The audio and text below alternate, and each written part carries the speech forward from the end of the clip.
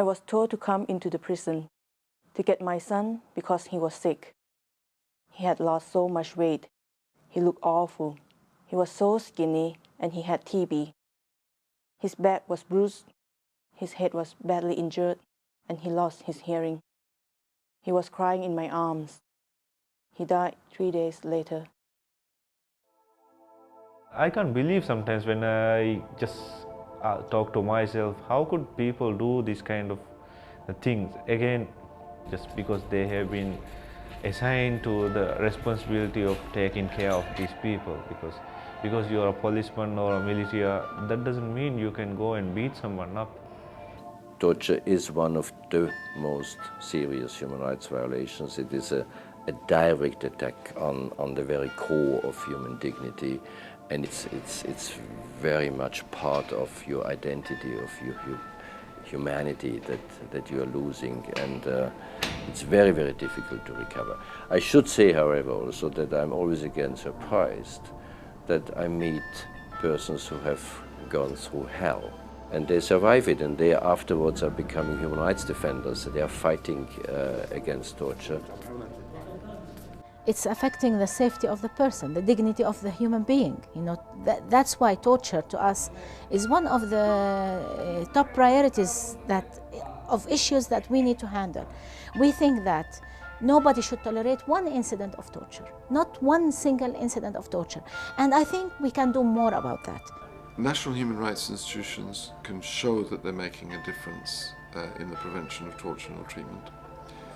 First of all, by seeing how proposals they make on legislative reform, whether they are taken up by the government. Secondly, is to check on implementation of changes which are proposed by detention monitoring teams. And changes in practice do occur. I think national human rights institutions have to be quite strategic in their work against torture and in trying to stamp out torture in all places, not just in prison systems. And it needs to be a constant focus of the work of national human rights institutions.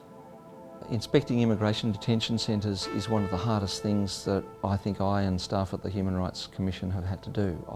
I come away from those visits absolutely drained.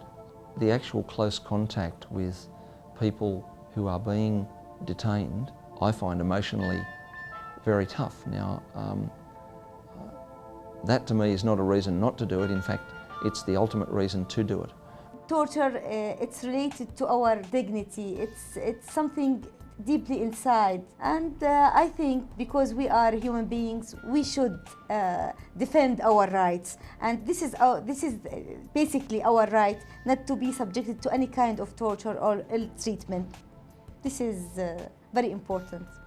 Everybody has to somehow contribute, because our societies are in a way defined by how we deal with the people in our closed institutions, the people whom we remove from society. I've seen things that have taken years and years to come to fruition, but when they do, it really means that there is something that has shifted, and it's done so in a sustainable way, and you get the sense that we're not going back to what was there before. That's the great thing about human beings. They have the ability to change. We just have to get them to do it, you know. We push them in the right direction.